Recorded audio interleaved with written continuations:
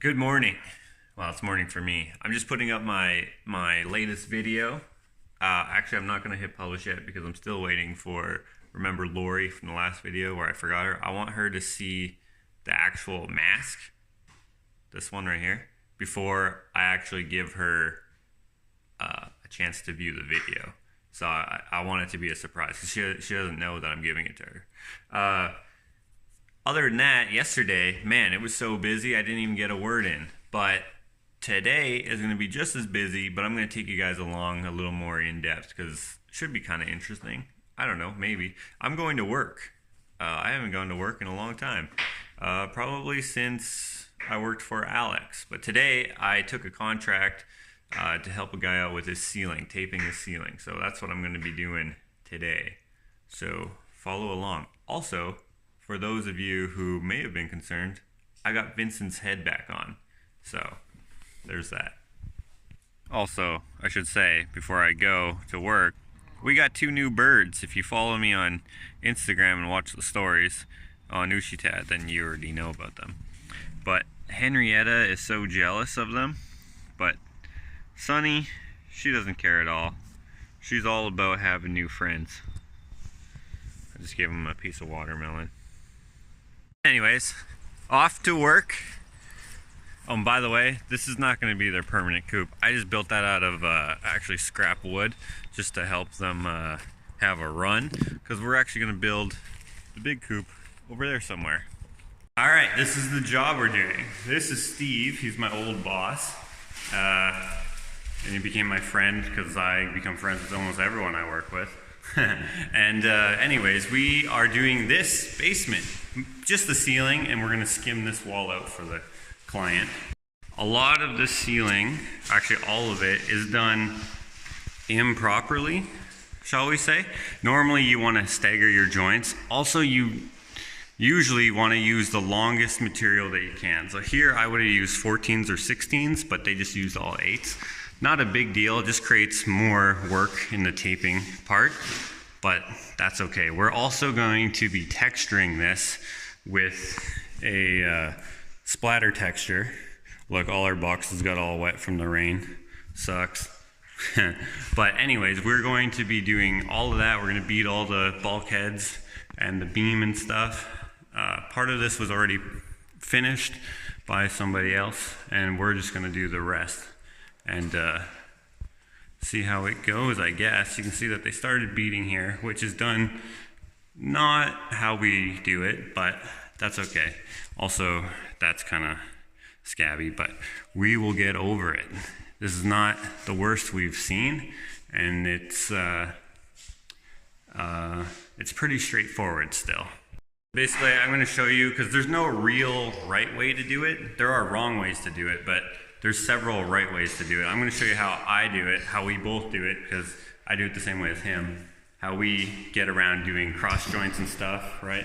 So the cross joints are where they all meet, the butts and the flats meet all the way across. I'm going to show you how we're going to get around that. So how we start our jobs is we start with a yellow, the box of yellow, which is basically a taping mud. We're using Cinco here, but you can use any brand really. So our boxes are destroyed because of the rain, so ignore that. But we use yellow to start with. You can use blue to start with everything, and we will be using blue as well. That bucket right there is blue. So basically, the point of the yellow is because it has the most glue in it, and it creates a nice strong bond from the tape to the drywall. The blue has glue in it too, but it's also suitable for coating. We're going to be using yellow until we run out of yellow, and sometimes there's just a little bit left over, and you don't want to open a new box of yellow because you waste most of it. Or you can mix it with green. There's a whole, I guess you could call science to it. But we're going to use the blue for what we're estimating is going to be the stuff left over after we complete the yellow.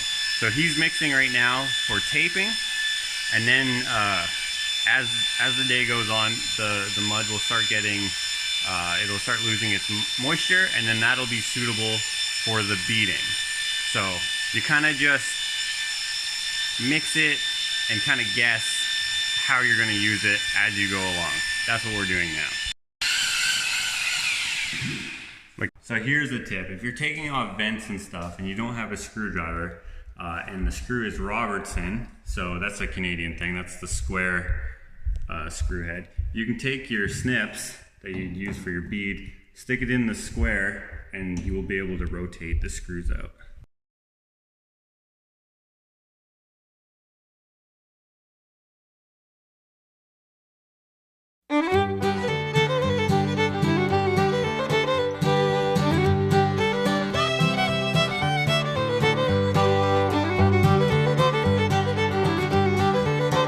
So how we do it is we do the butts first on this type of ceiling where you have cross joints instead of flats first, and then you go back over the opposite way on the flat. So a flat is where you have bevel edge to bevel edge. A butt is where it's a straight edge to a straight edge. To avoid, since we're doing this right away, some tapers will do one step per day. We do like 4 steps in one day, just because it's way faster. But just to avoid any sort of crinkling of tapes, we will take measures to like lift off of the tape so that we don't actually get any damage on the tape, which is basically going with the tube, getting to the tape, slowing down, lifting up a little bit, going over, going back on, and then continuing.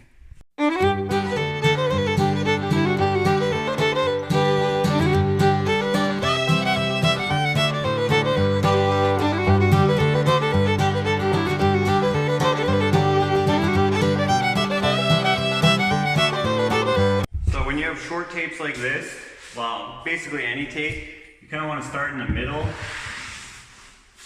and wipe either side off, and that way you aren't pulling the tape away from either end. So if your tube doesn't give you enough mud, you can just slap some more on there, and then when you get to the end of your tape, use your knife to cut it, and then that way it's nice and clean and you're not accidentally ripping your whole tape off the wall, or ceiling in this case. So that should stay on there. And then in this house, since everything's cross jointed, we're overlapping our tapes. Normally you wouldn't do that, you would just butt your tapes up. But in this case, since we're texturing and we're not feathering out so much, it doesn't matter. We're just crossing our tapes in this case.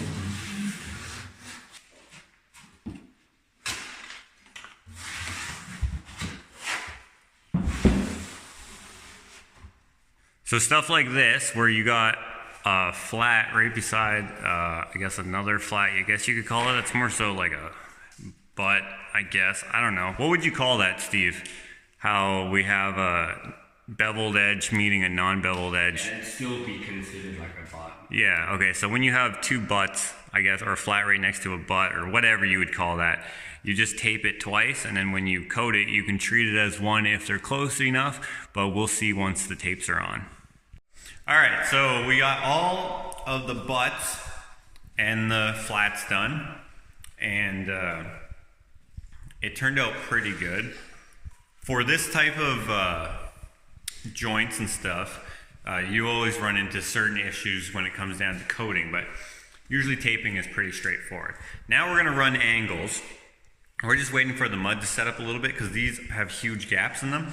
Normally you would pre-fill those, but if you have a partner who's fast, they can come right behind you and put a tape in there, and it should hold good if your mud is the right consistency.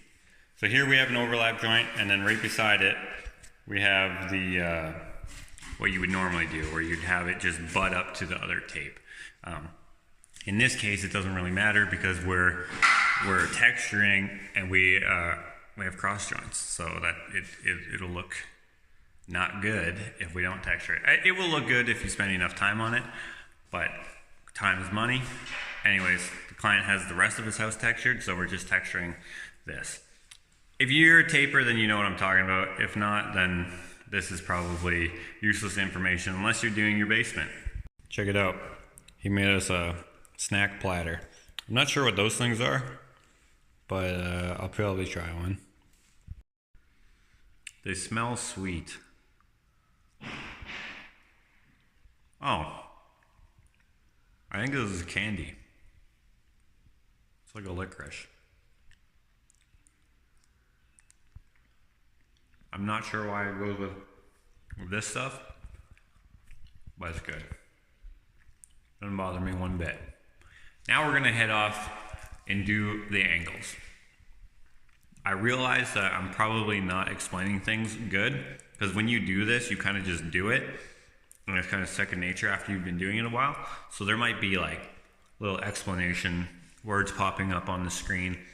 As the days go on that we're completing this, I'll probably add things, take things away, or whatever. I'm not gonna take anything away, that doesn't make any sense, but I might add in more information and stuff. I'm just trying to cover everything so that you guys kind of get a gist of how to do this if you're doing this on your own. So this is what you use for the flats and butts. This is just a flat applicator. And then you use this to do the corners. You pop it on the end of the tube, basically as like the, I don't know, what would you say? The nipple? What is that thing called? The nipple. We'll call it a nipple. And anyways, the applicator, some people call it a mouse, and then normal people like us call it a corner applicator.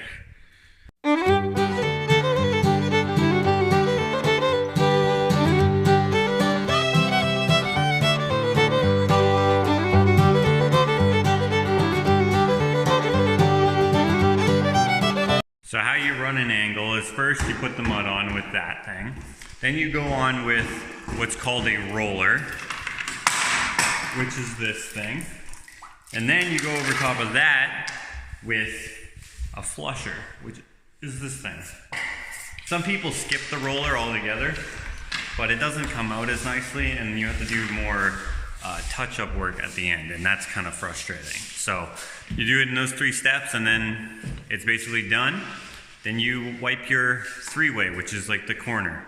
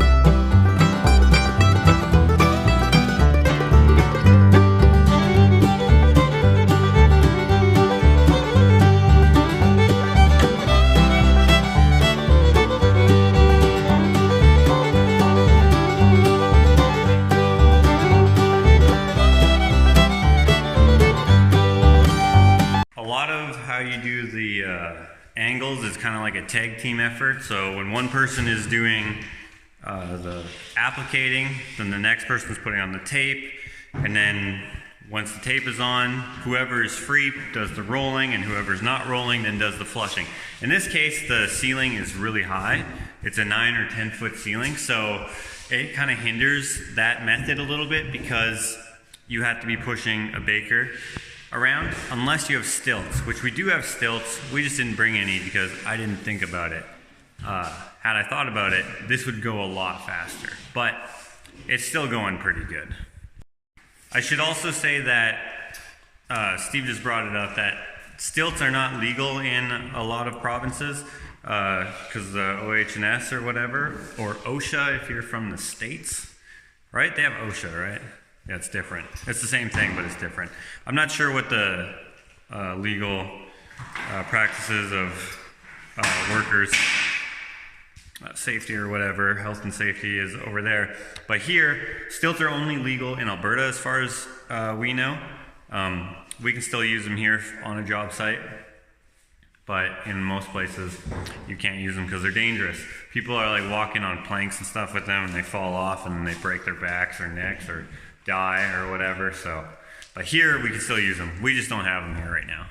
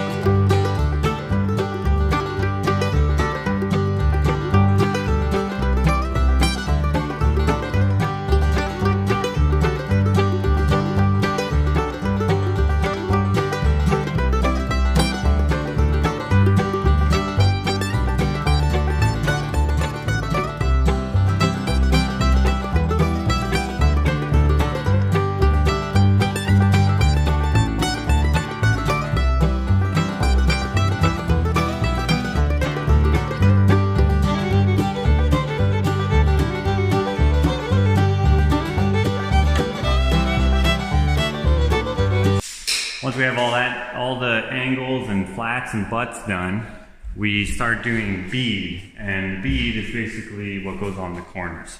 So we gotta prep our corners.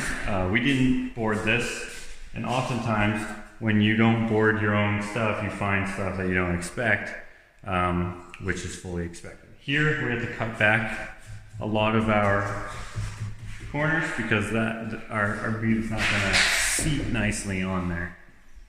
This is why it's pretty important to clean up all your slugs. This is on a 3-way, so I'd clean it up anyways, but to clean up all your flats and butts after is a good idea so that you don't get these huge lines. This is from the previous guy, all these lines. You don't want that because it creates way more work.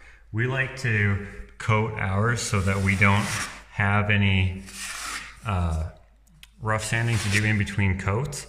And then just keeping it nice and wiped like that works wonders. So just get rid of all your slugs and you should be good.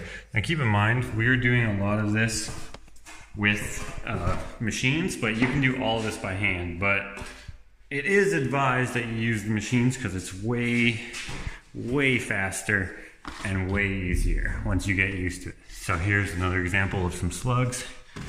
Get rid of the slugs. This was a bad angle, so it's extra messy. Very easy to clean up while it's still wet.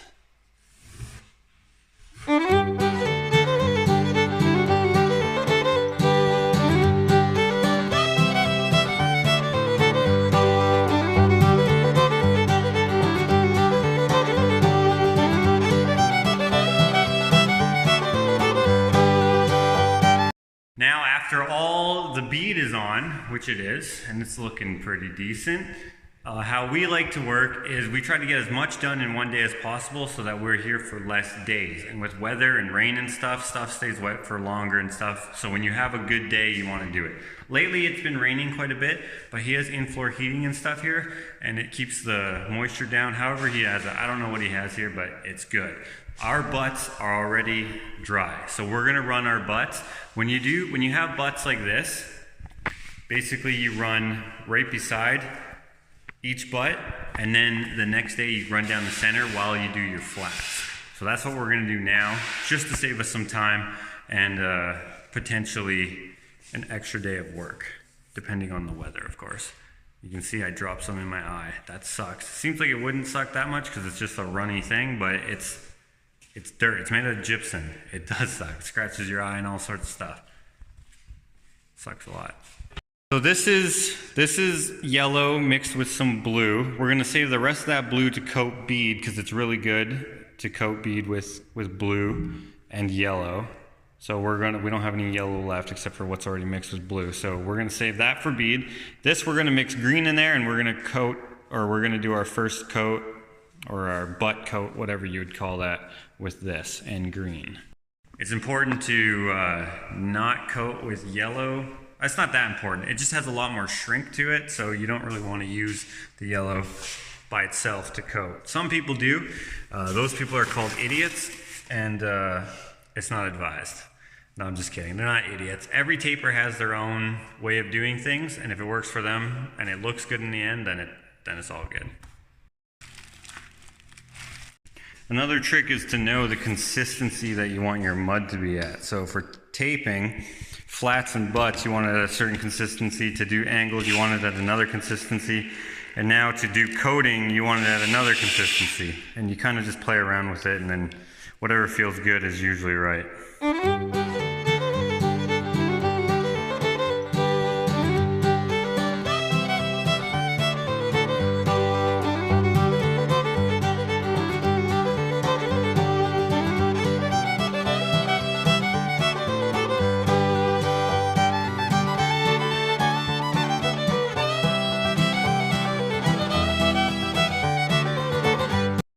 So then when you have all of it boxed on, which that's what that little tool you saw me using, it's called a box. Anyways, you put it on and then you wipe it so that you have a nicer finish, so you don't have to do any sanding in between coats. So that's what that last bit is there that Steve is doing. He's just gonna wipe that so that we get rid of some of these ridges and stuff, and then he fills in where I kind of missed. And it works just way better. So if you're doing this, you can do it all by hand, or if you have those tools, you still have to do some hand work, and it's just a way better finish. So here's a little factoid. The 10-inch knife is actually 12 inches. So if you ever hear someone say a 10-inch and they're a taper, they're usually talking about a 12-inch knife. And that's just so you can wipe a full 10-inch box with one pass. So this measures 12 inches, but it's known as a 10-inch. But yeah, so the reason why you do on either side of the tape like we did here is so that it builds up a little bit, so that when you coat the tape, it feathers it out nicely. And then over top of that, you skim it, which we're gonna do step 2 tomorrow, and then the next day we're gonna skim. Or we might do it all in one day, depends on how quickly it dries. The last thing after every day is obviously clean up. So if your pan has no crusties in it, then you can empty your pan into your good bucket. If you have a slop bucket, you can put it in there, and usually you use your slop to do beads, but we did all our beads in one day, so that wouldn't really help us.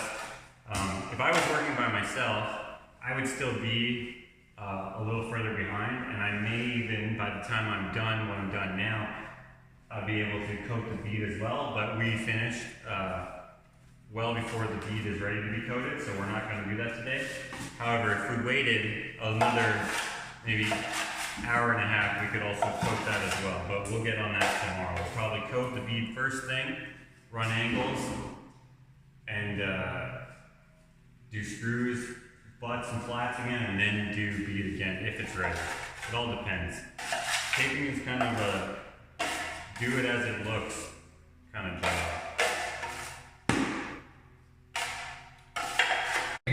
You also want to make sure that your good bucket is nice and clean so it doesn't dry out and get crusties in it. So first you scrape all the good mud into it, and then every taper has one of these. It's just basically a brush, and you just wash it off, and it doesn't matter if water gets in there, because that's gonna help your mud stay overnight. It's really good. You do this with your mud, and then you also do it with your bagpipes, which is basically your bucket full of tools. Looks like bagpipes. Something like that. Pour another little bit of water on top, just for good measure. And it should stay good. And then if you were worried about it, you could also put a plastic bag over top, but we're not worried about it. All right, that's the end of day 1. Hopefully you understood everything I was trying to convey there. And hopefully the sound wasn't so bad. It's very echoey down there, so. Anyways, his dad, the client's dad here, has a cabin sort of close by, about 20 minutes from here. And he's wondering if I might want to go do his. So I'm going to go look at it at least. I may not do it, and I may do it. Who knows? We'll see. If I have time, it might be worth it. So I'm going to check it out. I like meeting new people and stuff, so when getting back into this, I'm probably not going to get back into it fully, but you know, here and there, I don't mind doing it. You kind of meet new people, and then if you form a relationship, you can get some good, what would you call that? Life has a good way of working out. A funny way of working out, shall we say. A lot of my clients are now my friends, and that doesn't happen all the time, but it does happen sometimes. And you know, even if they don't become your friends, if they know what you do, they'll help you out if they can with this and that. So I look forward to meeting new clients and stuff, and this may turn into somewhat of a cool relationship, or it might not. It might be just completely neutral. But this guy did watch some of my YouTube videos, so that's kind of cool. He might even be watching this one, in which case it's kind of kind of, is that weird? I don't know. I'm like talking about him and he'll know I'm talking about him. Anyway, he's a cool guy. He gave us snacks, then he gave me some cookies, so that's cool. So tomorrow we pick up on day 2 of taping. For now, I'm gonna go see about this quote, and then I have some other stuff to do today. Okay, so I'm done running some numbers here. He's got a really nice place here. It's like right on the lake, like literally. So there's these houses here, right? And then bam, there's the lake. Look at Hank, he's out there. He just wants to come back in. He's like, hey, I thought you were gonna be outside too. So anyways, just got changed. I'm gonna head back out. Yeah. I thought I'd have time to relax. Not so. I also have to get water. Where I live, you don't really want to drink the water. It's well water. You can drink it if the levels of arsenic and whatever else are safe. But ours just tastes gross. It's safe, but it just doesn't taste good. Some people get used to it and they don't mind it, but ugh, I don't want to get used to it because it tastes disgusting now. So I'm gonna go get some more water. We have to get water every few days or whatever, and there's a place that sells it not far from here. So I'm gonna do that, and then keep on keeping on, I suppose. It's ironic that now that I got the water done, hear that thunder? It started to rain. It's forever raining. It's so frustrating. I just want to get my landscaping done.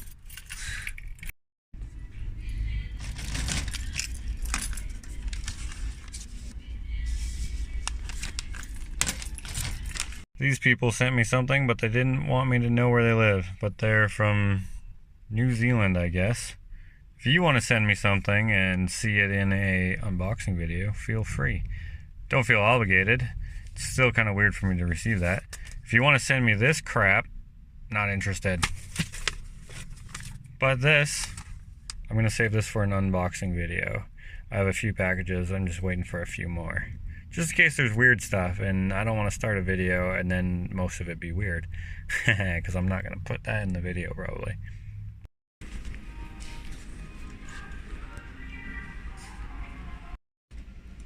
Smaller power-wise or just size-wise? Size-wise. Size-wise? Yeah, that probably isn't corded, and I need one with a cord. Probably a battery. Yeah. Yeah, battery. Yeah, okay, I'll take the last one with the cord. Okay. It should be probably more powerful, I think. Oh, it would be. And also, I don't need to recharge a battery. So, I will take that one. Alright, that's going to help for today, hopefully. I'm not exactly sure what I'm doing, but I just got to get gas and I'm going to head over there.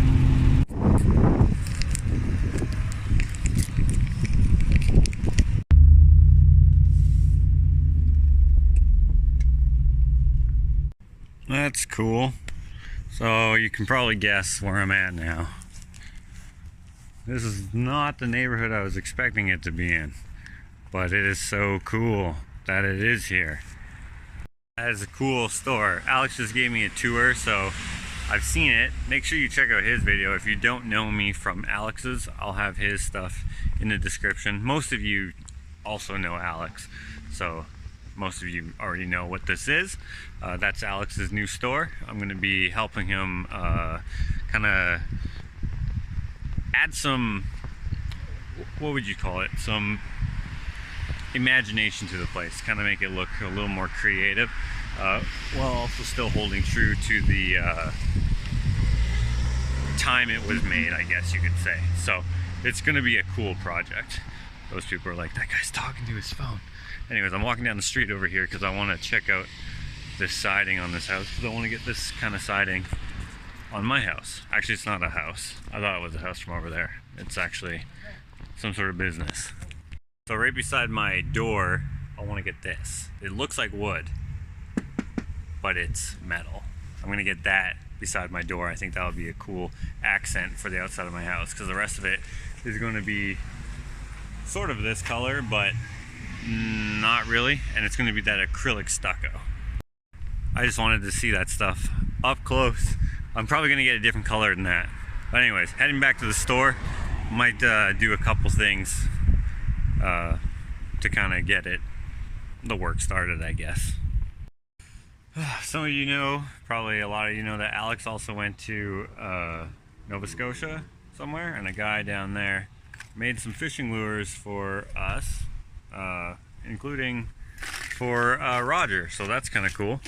So I'm gonna make sure Roger gets his, Gramps gets his, so yeah, I forget what his name is, but thank you. He watches both of our channels. Anyways, gonna try out this baby here. I have one of these already, but it's cheap, and I think I burned it out, so I'm excited to see what a Bosch company one does. Hopefully it works good.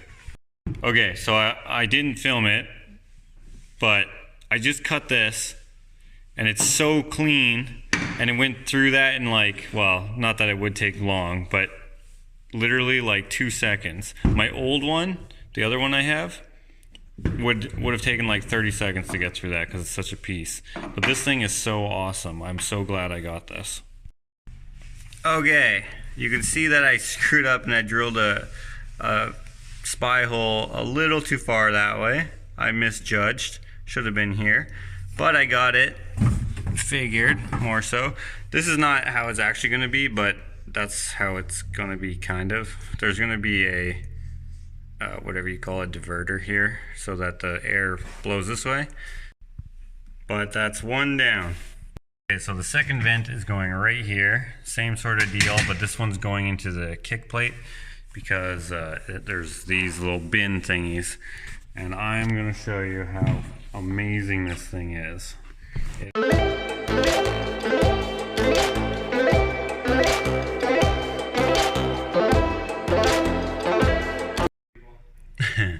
So it was all cedar.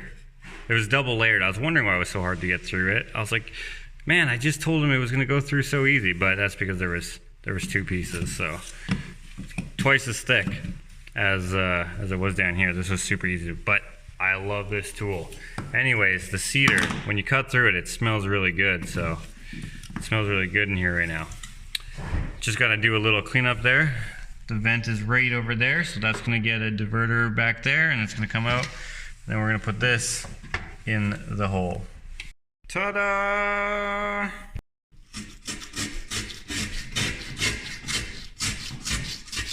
All right, that is day 1. All I did was just a bunch of random different things. Now I am heading home. It's kind of late, actually. It's 10 o'clock. Doesn't look like it's 10 o'clock because it's still bright out, but it is 10 o'clock. So yeah, we're going to be having a good project on our hands, I think. So I'm pretty excited for this to get on a roll. The main store, I don't know how excited I am to do that because there's not really anything to do in there. But the addition that's going on in the back, hopefully I can get some creative input from my side into Alex's head. So he's like, yeah, let's do that. Of course, things do come down to money and stuff, and I mean, he's not a millionaire, and some of my ideas are quite expensive, but hopefully some of them can get put in use, because I think I got good ideas, and maybe I don't know. I'm me, and I like my ideas. All right, let's see what tomorrow brings. More taping and stuff. Wait, I forgot. We have the blue bucket. Usually we don't use the stuff in buckets, but the client had that. We usually mix it ourselves, so I forgot we had the blue. We're gonna use blue to coat the bead first off, and then when that runs out, we're gonna use the green, which right now is mixed with yellow, which is fine. That essentially makes it blue. Wait, does green and yellow make blue? No, blue and yellow makes green, right? But whatever, doesn't matter. Mixing yellow with green essentially makes blue mud. And of course, all the mud is white. It's just the color of the boxes it comes in. I hope that makes sense. Anyways, yeah, thought I would clarify, because you might remember from yesterday that I said I was going to use the blue.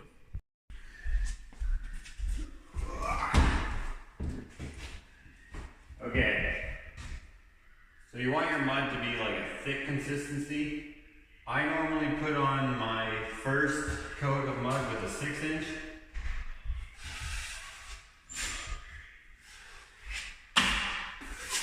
And then you do the underside.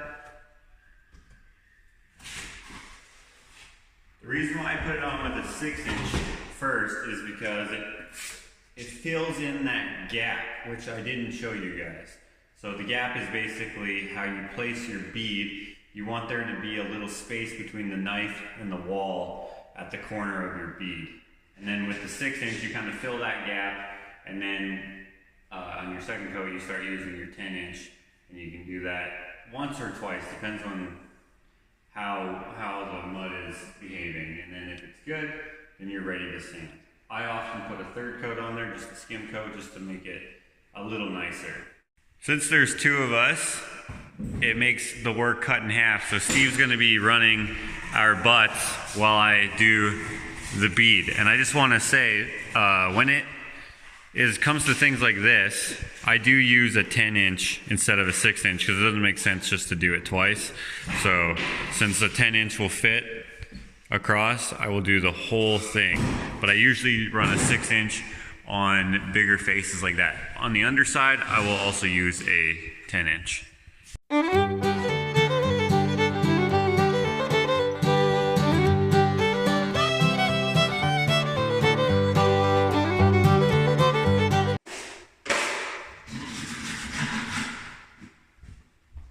So when you're coating over someone else's work, you kind of have to inspect it just a little bit. So this was already here when we got here. So we just scrape it off a little bit. I can see that it's going to work fine, so I don't have to do any adjustments. You just want to make sure that you know what you're kind of getting into, just in case something's weird going on, and then you won't get any surprises.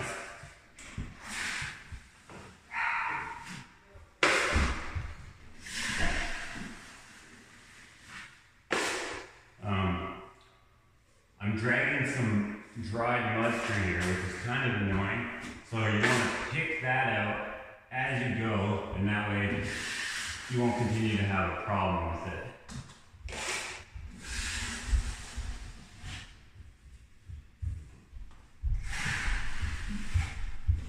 Here's another thing that's kind of a tip. You want your finish to be like this if you're doing a blend. So this is a bead where yesterday we blended this in, or what would this be called?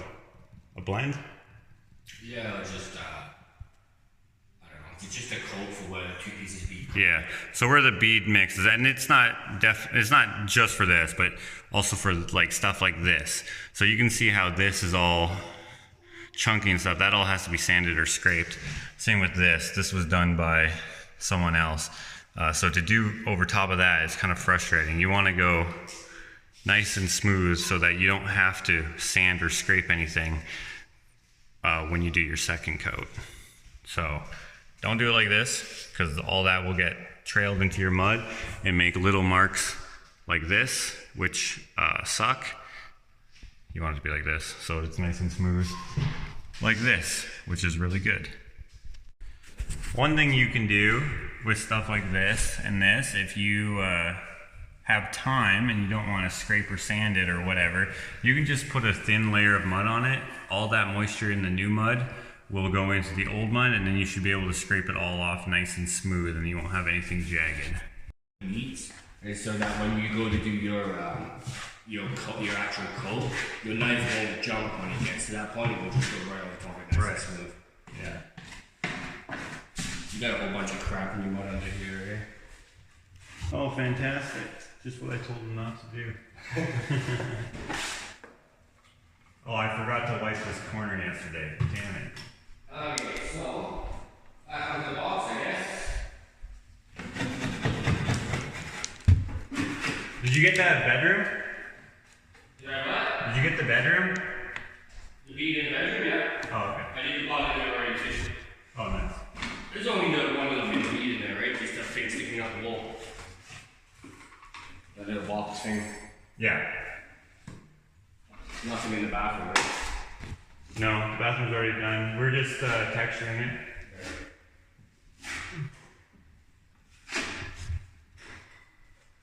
I told him we'd texture it for free because it's so small.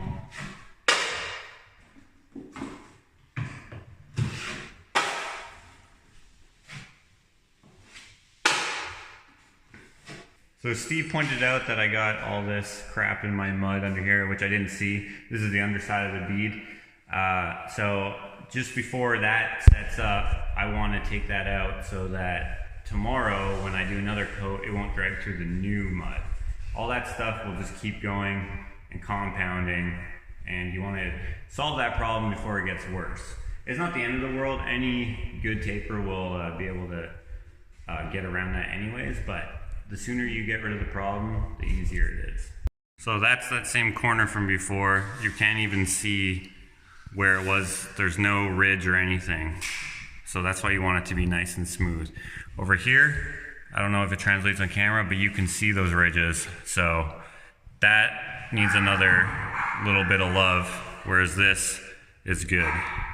So once you have all the moisture in there, it's so easy to scrape it off. Bam, all that gunk done. Now I can coat that to blend in with this butt right here. Or this is actually a flat. So when the flat is this close to other, I guess this is a bulkhead, so to other parts where it doesn't allow a box to go by, just do it by hand, which is what I did. Everything else can be done with a box, which is way faster.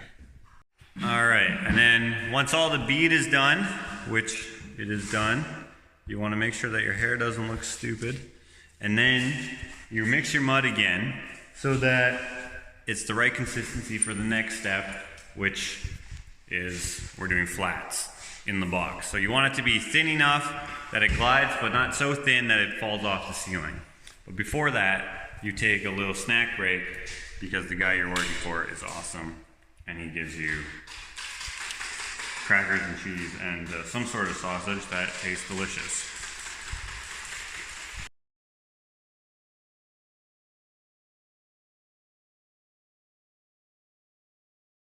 All right, so you'll get like these little ridges that you'll want to knock down by just running your 10-inch over it. Just leaves a nice smooth finish, and that way when you run the 12-inch box, again, that's the 10-inch, but when you run your 12-inch box, it'll be just perfectly gliding over it rather than catching in different things.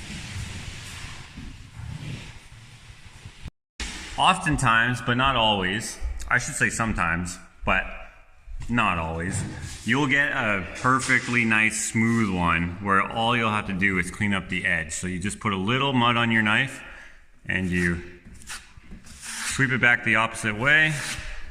And of course, in this example, I had a piece of dry stuff on my knife. Go like that and it should be good. That is unfortunate. I tried to look good and then I got betrayed by my knife. Another helpful tip Steve just brought up, the angle of which you hold your knife against the wall or ceiling is kind of important because it kind of dictates how much mud you leave on the wall or ceiling and how much you take off. So if you're at this angle, you're going to take a lot off. If you're at this angle, you're going to take very little off. So when you're just wiping, you want it to be a nice, shallow angle. If you want to take off a lot, steep. So if you're doing screws, for example, here, you want to go like that. So shallow and then steep. A lot of people do their screws like in a line. So they'll do the whole row of screws. I like to do them individually. You get faster at it as you go along, but some people prefer to do full rows. But anyways, the point of this was you want to be able to put on your mud at the consistency that you want, and how you hold your knife helps a lot in that. Okay, right here we found a tape that is floating. One thing you can do is just peel it back. If you don't want it to rip like this one just did, you can wet it first with some mud. It's not super pertinent that you do that, but you can. You just take some of your mud, you put it behind it. You don't have to be delicate about it. It's all gonna work out in the end. And then you squeeze it back out, do a little coating.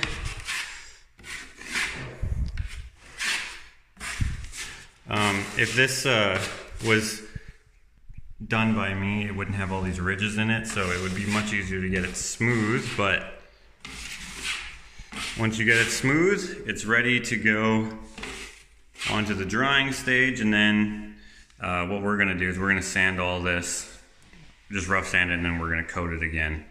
Depending on who you are and how you tape, you might do your angles differently. Some people do all their uppers and lowers separately. We do all our uppers and lowers all together. So we're gonna run angles. You wanna mix your mud one more time so it's at a little more liquidy consistency so that it flows on your corner better. And then when you flush it, it just gets nice and tight.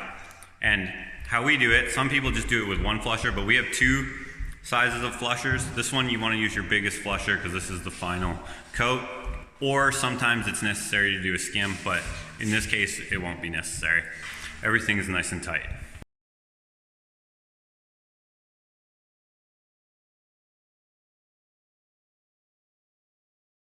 The things you can do while someone's flushing is you can clean up the three-ways. Basically how you want to do it, you want to go in 3 ways on the 3 ways. You want to go down on one, across on another one, and then across on the other one. So none of the 3 ways that you go are the same, if that makes sense. Basically, if you come down and then go across and then the other way, so that this way and this way are not the same, and this way is not the same, and that way your lines don't get screwed up. And then once you have it cleaned up, you want to do it one more time, like you want to skim it after it's dry. All right, then when all your angles and 3 ways are done, you just do your screws. You can really do your screws whenever. If you have a helper or whatever, usually you'll get them to do it, but we don't have a helper, so we're not doing it. You usually get the guy who doesn't know anything to do the easy stuff. Steve actually used to be my boss. He actually taught me how to do this, and he didn't actually treat me like a lot of tapers treat their helpers and apprentices. He like showed me how to do everything basically right away, just so that I could learn how to do it good, fast, so that we could work out. We were doing apartments at the time, so we could work out as many apartments as possible to get paid the most amount of money. Here, we didn't do screws as we went, which you can also do normally, but whatever. It's a textured ceiling, so you only have to coat them twice rather than 3 times. Some people only coat them twice, and some people only coat them once. Those people almost always have screw holes everywhere, screw pops. Not pops, but you can see where all the screws are. That's not a good way to do it. Here, we're only going to do it twice, so today and tomorrow.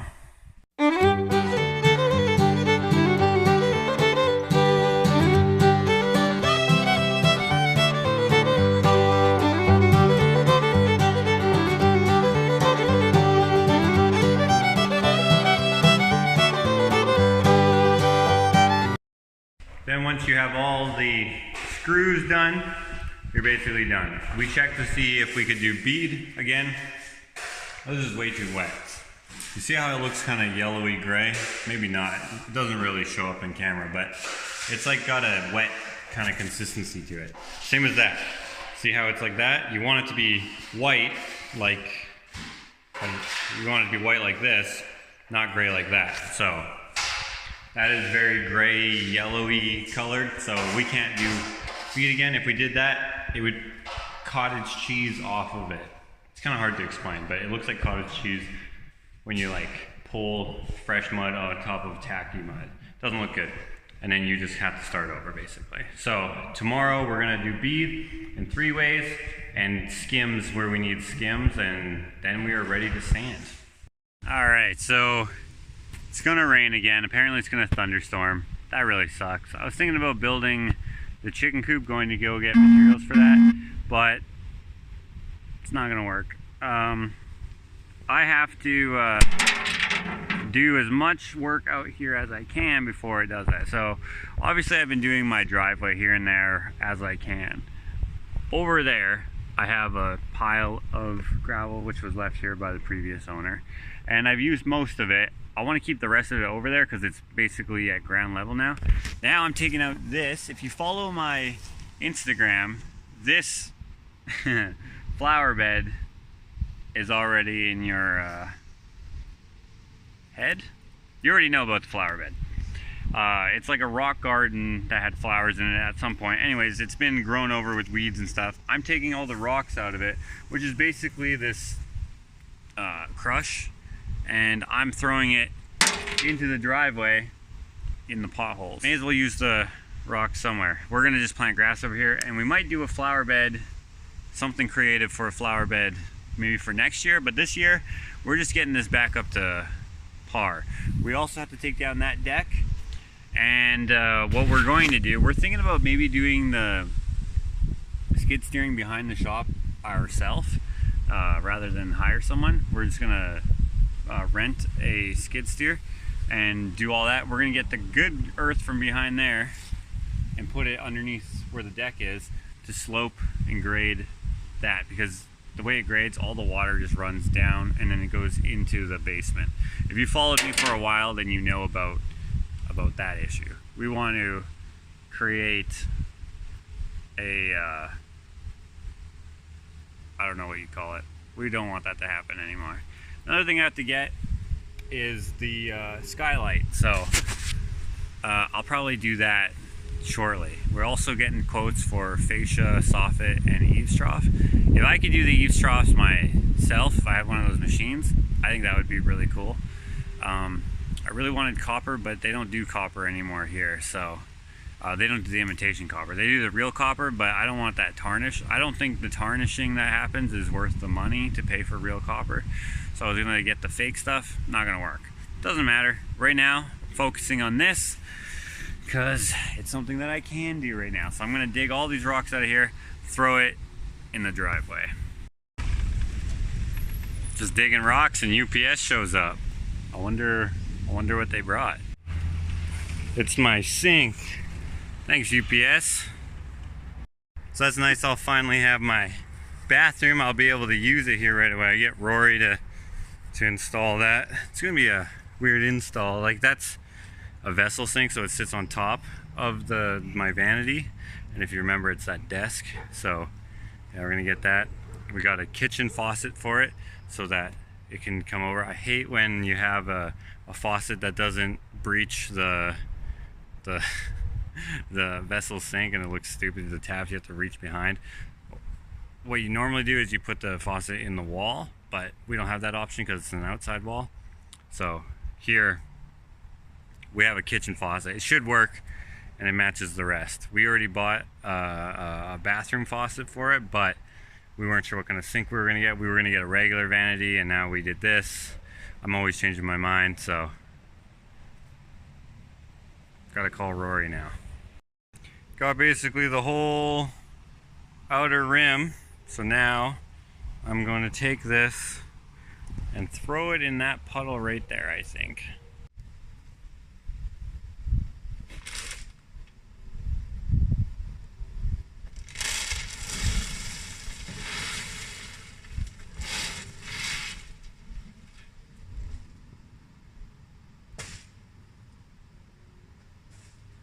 Mush it into the mud.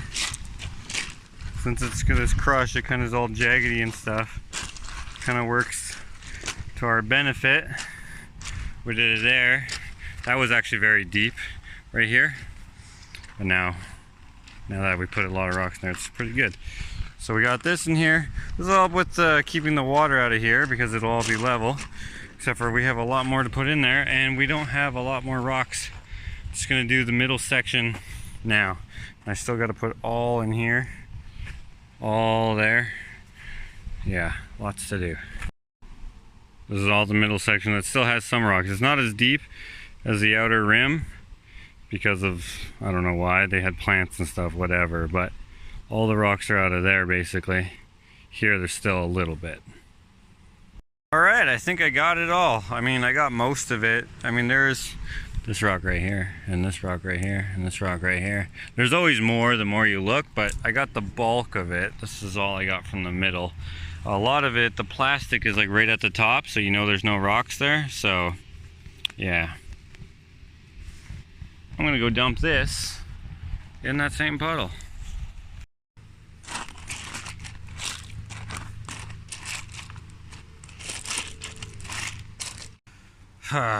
Now I have this one to do. That big rock should cover some ground. Can't lift that. Got those little guys I can throw in the culvert area. And I got these. That is a job for another day. I'm not sure what I'm gonna do for the rest of the day. I'll probably just chill. I'll see you guys tomorrow. Alright, back at it again. I'm here, next day. What I was gonna do last night, and what I would normally do if I was working by myself, I wouldn't have a helper and therefore things would be going slower per day. I would have pole sanded these, right, with just a regular pole sander. I put a round head on mine. I just think they work a lot nicer. It's down to personal preference. You can use any type of pole sander that you would like, but basically you just want to knock down ridges like this. And if I would have seen that yesterday, I would have just wiped it off, but all you gotta do is just quickly go by every little thing, knock off all the ridges, and all our ceilings and stuff are pretty good.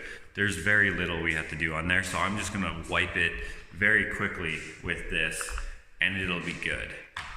Some people, the way they tape, they have a very messy and very liney, shall we say, full of lines, and that creates extra sanding efforts. Here, we just have to knock off an edge here and there, and it's good.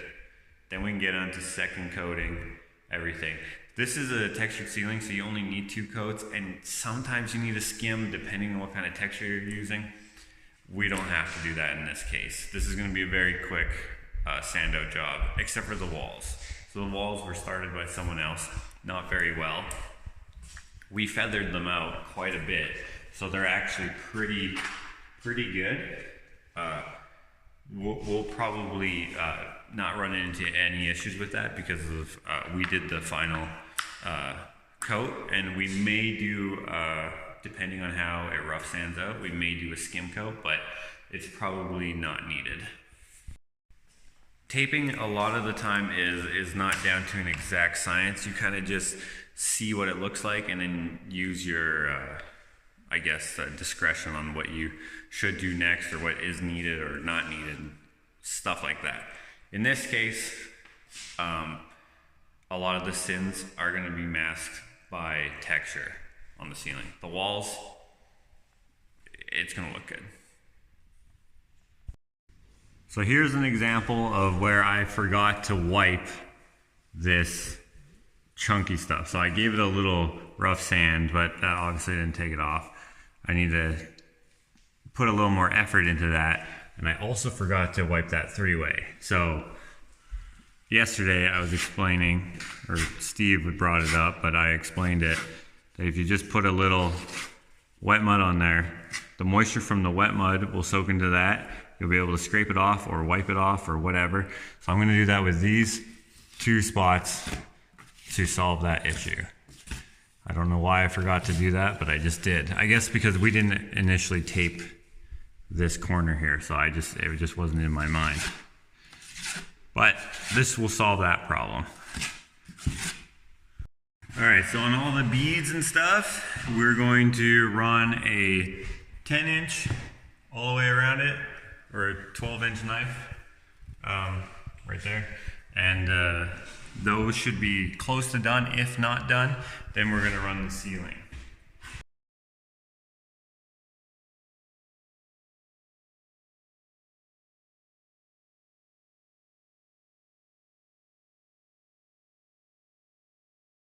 Okay, so after doing all the bead in this area, we can come back to where we put on our mud to take away some of the chunkiness that we forgot about yesterday.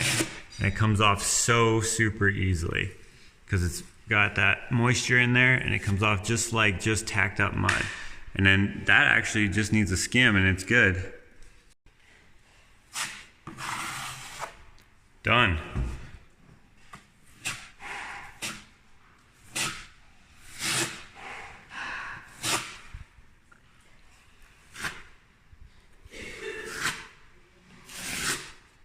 Done, done, and done. All of the little ridges in here can all be sanded out, and all the upper is going to be textured anyways, but that is pretty good, especially for the mess that it was. Okay, so the customer asked if we could blend this in. He built in this, I guess, closet for his panel, and the way that he joined it, it looks flush on camera, but there's a big ridge here. So we're going to take it out, feather it out to about this sticking out, and that'll help a little bit. It's not going to help a lot, but it's going to help a little bit, and it won't be so obvious depending on the type of paint you put on. If you put in a dark paint, it shows up way worse. The lighter the paint, the less sins show. The thing is that this wall's already been painted. Luckily, it's been primered over, so the primer will help minimize little fish eyes, but the fish eyes are going to stay in there. So how you can minimize fish eyes is by putting a little dish soap, sunlight, dish soap in your mud. You just put in a couple squeezes in there, and that for some reason will help it not get fish eyes. I know it's kind of counterintuitive, but it just makes it slippery. I don't know. I've never tried it, but I've seen other tapers do it. We're not going to do it. We're going to do a different method where we just mud it, and then when it's getting tacky, we wipe it a second time, and that'll cover up all the fish eyes. We're going to try to do that for this little area here so that he doesn't have to worry about it showing up so harshly. Here's an example of what happens when you paint over that sort of fisheye thing. It becomes super, super obvious. Another quick, easy tip here is if you have big ridges like this, easy way to get rid of them is just take a little mud, spread it on, and wipe it all back off, and then that ridge disappears. Makes it way easier to sand out. In this case, it doesn't actually matter because we're going to be texturing over that, so it just needs light sand anyways, but that's just so you know. Alright, now we're about to run all the flats and then hand coat the butts. And basically how you do the flats is you take your bigger box. This is a 12-inch. It's not a big capacity like my other box, but it does the same thing. You want to make sure that if you have one of these pumps, you want to make sure that you clean up the nozzle as much as you can, because getting all this dry stuff in your mud is a real pain in the ass. So you just want to clean all that out as much as you can. So we did the butts with the box just to make it so we don't have to put so much mud up there by hand. Then we're doing the flats. I'm going to wipe them with a 14-inch knife, and then we're going to go back to the butts and coat them again by hand.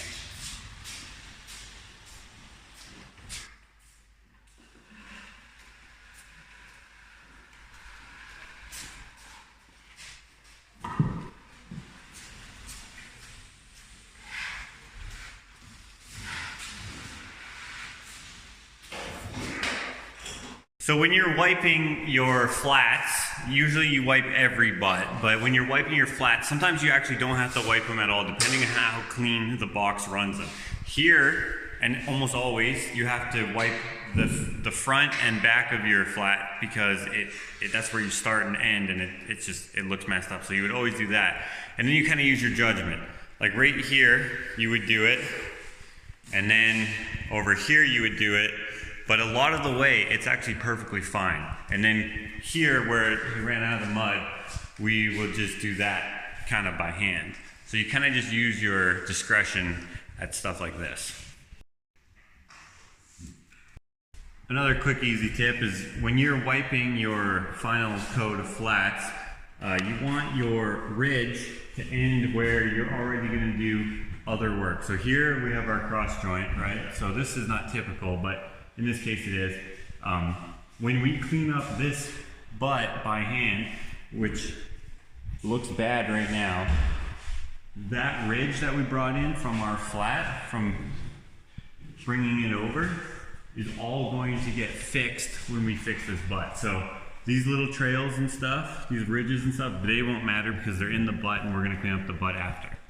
You wanna hold your knife, there's a concave in the knife, I don't know if you can see that. You want that to be, let's see, can you see that? It goes like this. You want that to hold your mud, and you want it to be a quite shallow angle. So you want it to be almost flat against the flat. That's a perfect sentence. And that way you don't take off too much mud and you get the desired result.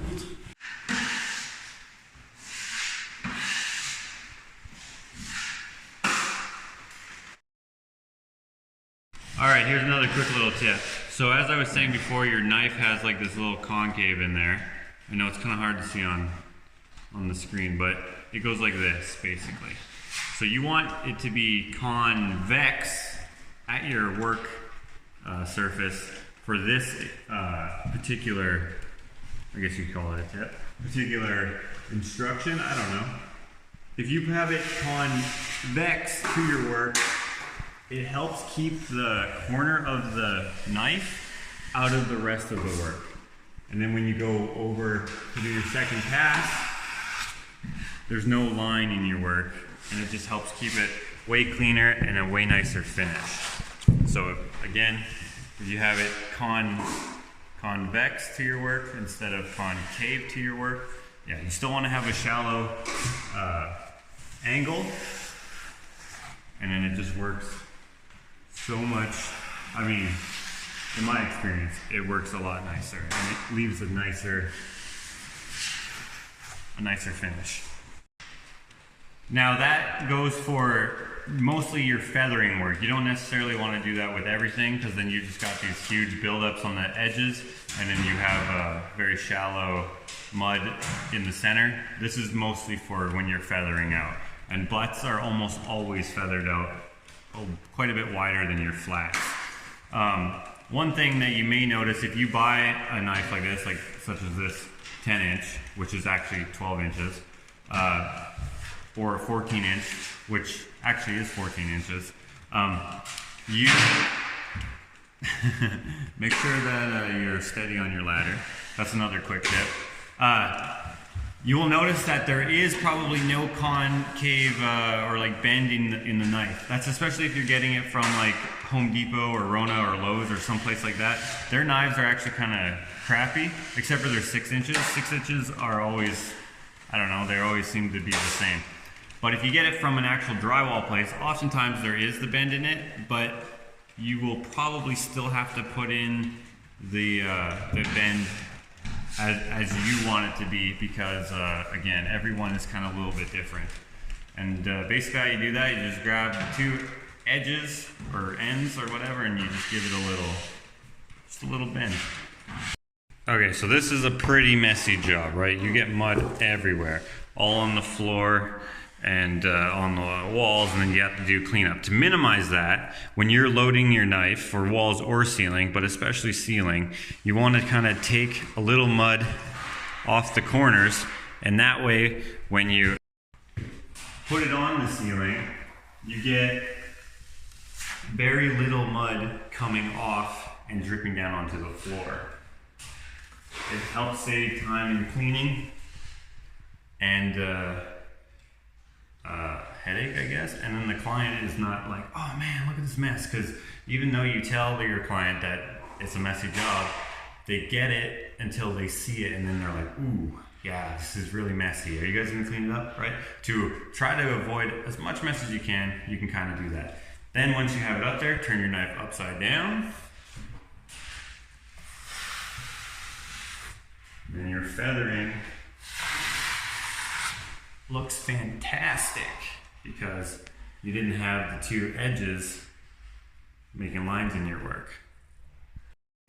And I realized that when I say your client, most of you probably won't have the clients. You're probably just doing this on your own. I'm not a teacher and I'm not instructing any other professional tapers because they have their own methods and they know what they're doing, usually. It's just in this case, I'm working for a client, so I said client, but I realize most of you probably are not going to be working for a client. You're going to be doing this yourself. And a lot of you are not going to have these tools. I'm not sure if I mentioned this before, but you can rent these tools and it makes things go way faster. So definitely rent the machines. You will not regret it.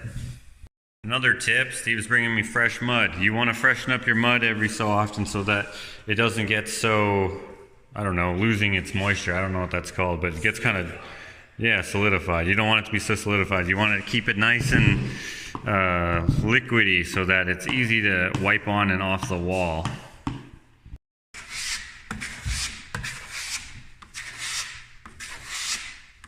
Alright, then when everything's done, the guy who hired you gives you some more snacks, and then you take off and do whatever you want for the rest of the day. Well, I don't think we're going to finish that up tomorrow, that job. We're done and we're going to be sanding now. And sanding requires it to be dry. I don't understand why all these old men keep sleeping in this year, but this rain will not let up. And it's frustrating. Not just because of this job, it's just frustrating in general because I have so much to do. Also, this vlog, my last vlog, I've been meaning to, I keep checking my emails to see if that lady has received the gift I gave her, which you'll see in the vlog that I haven't yet uploaded, but you'll hopefully have watched before this one. I think I might just upload it anyways, and she'll see it, and then still hopefully be excited to get it. Or maybe she has received it and just doesn't care about it. I don't know. Hopefully she does.